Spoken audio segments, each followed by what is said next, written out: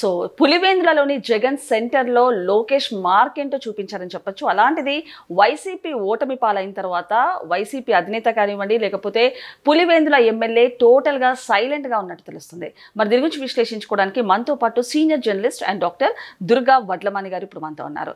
నమస్తే మేడం. నమస్తే అండి. సో మరి పులివేంద్రలోని జగన్ ఇలాకాలో టీడీపీ తడాకా ఏంటో చూపించారని చెప్పొచ్చు. అలాంటిది వైసీపీ ఓటమి పాలైన తర్వాత టోటల్గా అంటే పులివేంద్ర ఎమ్మెల్యే టోటల్గా కామ్ అయిపోయినట్టు తెలుస్తుంది. సో ఏమంటారు దీన్ని, అంటే కామ్గా ఉండడానికి రీజన్ ఏంటంటారు? అంటే ఈయన జగన్మోహన్ రెడ్డి ముందే ఊహించారు ఓడిపోతానని. మీరు గమనిస్తే కనుక అయితే అందుకనే వాళ్ళు దానికోసమని చాలా పెద్దగా ఇక్కడ ప్రజాస్వామ్యయుతంగా ఎన్నికలు జరగట్లేదు, ఇక్కడంతా గందరగోళం జరుగుతోంది అంటూ వాళ్ళు చాలా పెద్ద ఇష్యూ చేశారు దాన్ని. ఈవెన్ కొట్లాట్లు కూడా జరిగాయి మనకు తెలుసు. ముందు రోజు రాత్రి వాళ్ళు అందుకే డబ్బులు హడావుడిగా పంచడం కూడా జరిగింది 100 కోట్ల దాకా. అంటే అతని మీద ఉండే నెగిటివిటీ అతనికి తెలిసిపోయింది జగన్మోహన్ రెడ్డికి క్లియర్గా. అందుకనే ఆయన అసలు అటుపక్క వెళ్ళలేదు. అసలు ఒక్కసారి కూడా ఆయన పులివెందులకు వెళ్ళటం కానీ, ప్రజల్ని కలవటం కానీ, లేదు ఒక క్యాంపెయిన్ చేయటం కానీ ఏమీ చేయలేదు మనిషి. అందుకని అవినాష్ రెడ్డి వెళ్ళాడు, కానీ అవినాష్ రెడ్డికి కూడా తెలుసు. అంటే వాళ్ళకి క్లియర్గా ఇప్పుడు ఈ మద్యం కుంభకోణం అనేది ఏ రకంగా వెళ్తోంది అర్థమైంది, ప్రజల్లో ఎలాంటి వ్యతిరేకత ఉంది అనేది కూడా అర్థమైంది. నాట్ ఓన్లీ మద్యం కుంభకోణం, ఓవరాల్గా జగన్మోహన్ రెడ్డి చేస్తున్న ఇప్పుడు ఒక 5-6 పర్యటనలు చేశాడు ఆయన. రాప్తాడు కావచ్చు, మరొకటి కావచ్చు, ఇట్లాగా ఎక్కడా కూడా ఆయన ప్రజలతోటి ఫ్రీగా మాట్లాడటం కానీ, అంటే ఒక సహజత్వం ఎక్కడా లేదు, అంతా కూడా అసహజత్వమే. అంటే కృత్రిమంగా మనుషులు తెచ్చుకోవటం అన్నీ కూడా కృత్రిమమే. మనిషి నవ్వు దగ్గర నుంచి, మనిషి మాట దగ్గర నుంచి, అబద్ధాలు, ఇవి ప్రజలకి చాలా బాగా అర్థమయ్యాయండి. అందుకే వాళ్ళు అతన్ని వద్దు అనుకున్నారు. అంటే అసలు పులివెందుల్లో మీరు జస్ట్ ఇమేజ్ చేయండి, 31 సంవత్సరాలుగా మేము యునానిమస్గా ఎన్నికవుతున్నాము అన్న పెద్ద మనుషులు ఓడిపోయారు, అది కూడా డిపాజిట్ లేకుండా. అంటేనే మీకు అర్థమైంది 31 సంవత్సరాలు వాళ్ళు ఏ రకంగా ప్రజలని బెదిరించి, అంటే ఓట్లు హక్కు వినియోగించుకోకుండా వీళ్ళే ఓట్లు వేసేసుకుని ఒక అపోజిషన్ లేకుండా బెదిరించి ఇన్ని రకాలుగా చేసి వాళ్ళు నెగ్గారు.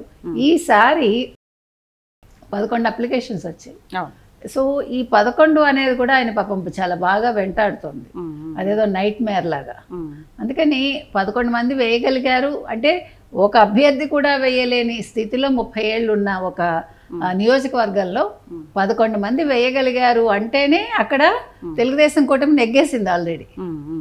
ఇంకా వేరే మీకు ఎలక్షన్ అక్కర్లే, ఎలక్షన్లో ఓడినా గెలిచినా కూడా సంబంధం లేదు. అండ్ ఇంకొకటి 30 సంవత్సరాలు ఆధీనంలో ఉంటే వైసీపీ ఆధీనంలో ఉన్న పులివెందుల స్వాతంత్రం రోజున తర్వాత స్వాతంత్రం వచ్చిందని చెప్పొచ్చు అంటారా మనం? వాళ్ళు ఊపిరి పీల్చుకున్నారు. ఎగ్జాక్ట్లీ ఆ రోజుతోటి వాళ్ళకి పూర్తి స్వతంత్రం వచ్చిందంటే స్వేచ్ఛ, ఏ రకంగా మాట్లాడే స్వేచ్ఛ, తిరిగే స్వేచ్ఛ, అంటే వాళ్ళు మనుషులుగా ఒక బతికే స్వేచ్ఛ వచ్చింది. అంతవరకు బిక్కుబిక్కుమంటూ బతకడం అంటాం చూడండి, ఆ రకంగా బతుకుతూ వచ్చారు. అలాంటి మనుషులు ఎలక్షన్స్ ముందు కూడా మనకు తెలుసు, సార్వత్రిక ఎన్నికల ముందు కూడా భారతీరెడ్డి నిలదీసే స్థాయికి ఒక రైతు భారతీరెడ్డి చుట్టం వచ్చాడంటేనే మీరు ఆలోచించుకోండి. అందుకని నేను అనేది ఏంటంటే ఈ ఓటమి అనేది ఇది సాధారణ ఓటమి కాదండి జగన్మోహన్ రెడ్డికి. అందుకనే జగన్మోహన్ రెడ్డి ఏమి మాట్లాడలేకపోతున్నాడు. లేదా నెక్స్ట్ డే అసలు ప్రెస్ మీట్ పెట్టాలి, ఆ రోజే పెట్టాలి, సరే కనీసం మర్నాడు పెట్టైనా కూడా ఆయన వివరణ ఇచ్చుకోవాలి. ఆయన అడగాలి పులివెందుల ప్రజల్ని, ఏమడగాలి, 30 ఏళ్ళు మీకు మేము సేవ చేశాం కదా, మీరు మమ్మల్ని ఎందుకు ఓడించారు, మేము చేసిన తప్పేంటి అని ఒక బాధ్యతాయుతమైన ఒక ఎమ్మెల్యే అయితే అడుగుండేవాడు. కానీ ఆయన బాధ్యత లేని మనిషి కాబట్టి, ఆయనకి మనుషులు అక్కర్లేదు కాబట్టి, ప్రజలు అవసరం లేదు కాబట్టి ఆయన ఇన్ని రోజులు మాట్లాడలేదు. అలా కాకుండా అసలు కాదు, నేను ఎక్కడ తప్పు చేశాను, ఎందుకు ఈ రకంగా జరిగింది, 30 ఏళ్ళు మన కావాలనుకున్నారు కదా అంటే 30 ఏళ్ళు మిమ్మల్ని వాళ్ళు కావాలనుకోలేదు, వాళ్ళు కావాలనుకునేలాగా మీరు ఒక సిచ్యువేషన్ క్రియేట్ చేశారు. కాబట్టి ఇవాళ జగన్మోహన్ రెడ్డి మాట్లాడలేడండి. ఈ మౌనం వెనక ఏముంది అనేది అందరి సందేహం. ఇంకొకటి అంటే అంతకుముందు చూసుకుంటే కనుక మేడం ఈవీఎం ట్యాంపరింగ్ జరిగిందంటూ కూడా వాళ్ళు ఆరోపించారు. అలాంటిది ఇప్పుడు ఈవీఎం ట్యాంపరింగ్ ఈవీఎం అయితే జరగలేదు, కాకపోతే ఇప్పుడు కూడా రిగ్గింగ్ జరిగిందని, లేకపోతే ఇంటెన్షనల్లీ వాళ్ళు అవకతవకలు జరిగాయని చెప్పేసి కూడా వాళ్ళు ఆరోపిస్తారు. ఏ విధంగా చూడొచ్చంటారు దీన్ని? మద్రాస్ నుంచి ఏమైనా ఓటర్లను వీళ్ళు తెచ్చుకున్నారేమో కానీ అక్కడ రిగ్గింగ్ ఏం జరగల. ప్రజలు స్వచ్ఛందంగా వచ్చి ఓటేశారు, చాలా మంది సంతోషించారు, మేము ఓటు హక్కు వినియోగించుకోగలిగాం. మీకు నిజంగా తెలుసా అండి, మనం బాధ్యత గల పౌరులం అయితే ఎవరమైనా సరే మన ఓటు హక్కు మనం వినియోగించుకోవాలి. మీకు ఇష్టం లేకపోతే ఇప్పుడంటే నోటా ఉంది, లేదు వెళ్ళాలి అంతే. లేకపోతే మన ఈ పౌరుల కింద ఎలాగ మనం కన్సిడర్ అవుతాం? కాబట్టి వాళ్ళు ఈసారి వాళ్ళు 30 ఏళ్ల తర్వాత వాళ్ళు ఓటు హక్కు వాళ్ళు వినియోగించుకున్నారు. ఆ తర్వాత వాళ్ళు కావాల్సిన విధంగా వాళ్ళు ఎవరు కావాలో వాళ్ళని ఎన్నుకున్నారు. ఇప్పుడు జగన్మోహన్ రెడ్డి ఏమీ చేయలేని పరిస్థితి, నిస్సహాయ స్థితి అంటాం చూడండి, అటువంటి స్థితికి వచ్చారు ఆయన. అయితే ఈ స్థితిలో కూడా ఆయన ఏదో ఆలోచిస్తూ ఉంటాడంటే, ఈ పులివెందుల ప్రజలు నన్ను కాదనుకున్నారు, వీళ్ళని ఏం చేయాలి, వీళ్ళకి ఎలా బుద్ధి చెప్పాలి, ఈ తెలుగుదేశం కూటమిని ఏం చేయాలి, ఈ తెలుగుదేశం కూటమి తరఫున నిల్చున్న లతా రెడ్డి ఎవరైతే ఉన్నారో ఆవిడని ఏం చెయ్యాలి అని ఆలోచిస్తాడు ఆయన. ఖచ్చితంగా ఆలోచిస్తాడు. దీనికి ఎప్పుడో ఎక్కడో ఏదో జరుగుతుంది. కాకపోతే ఇప్పుడు ఎందుకు మాట్లాడలేదంటే, ఒకటి నేను మిథున్ రెడ్డిని కలవాలి, ఆయన ములాఖత్ అవ్వలేదు. 2 వినాయక చవితి తర్వాత కలుస్తాడు ఆయన. 3వది మనకి ఉపరాష్ట్రపతి ఎన్నిక అనేది ఒకటి ఉంది సెప్టెంబర్లో. సో ఇవన్నీ అయ్యాక ఆయన దీని మీద ఏమైనా స్పందిస్తారా అంటే ఏ రకంగా స్పందిస్తారు, అది చేతల్లోనా మాటల్లోనా అనేది మనం ఎదురు చూడాలి. సో మేడం, అంటే ఎవరైతే కొయ్య ప్రవీణ్ అని చెప్పేసి ఐపీఎస్ ఉన్నారో ఆయనకు సంబంధించి వైసీపీ నేతలు కూడా బాడీ షేమింగ్ చేస్తూ కొన్ని కీలకమైన వ్యాఖ్యలు చేశారు. సో దీని గురించి ఏమంటారు? అంటే వీళ్ళకి ఇంకా బుద్ధి రాలా.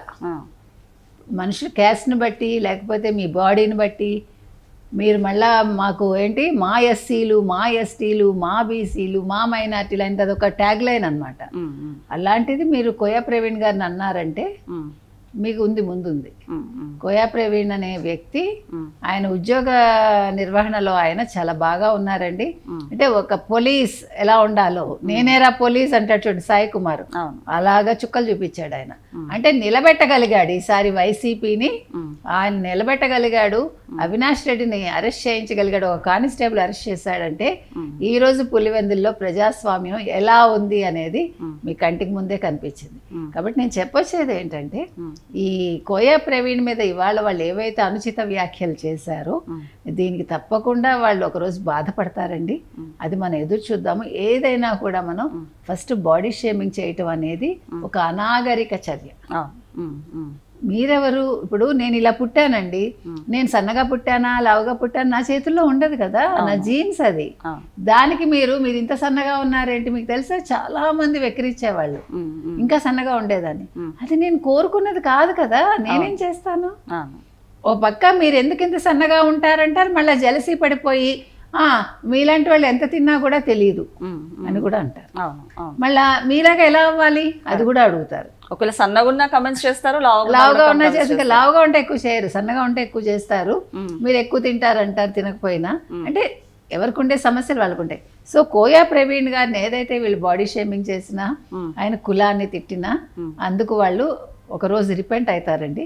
ఎందుకంటే కోయా ప్రవీణ్ గారు ఏది కూడా అలా వదిలిపెట్టే రకం కాదు, వదిలిపెట్టకూడదు కూడా.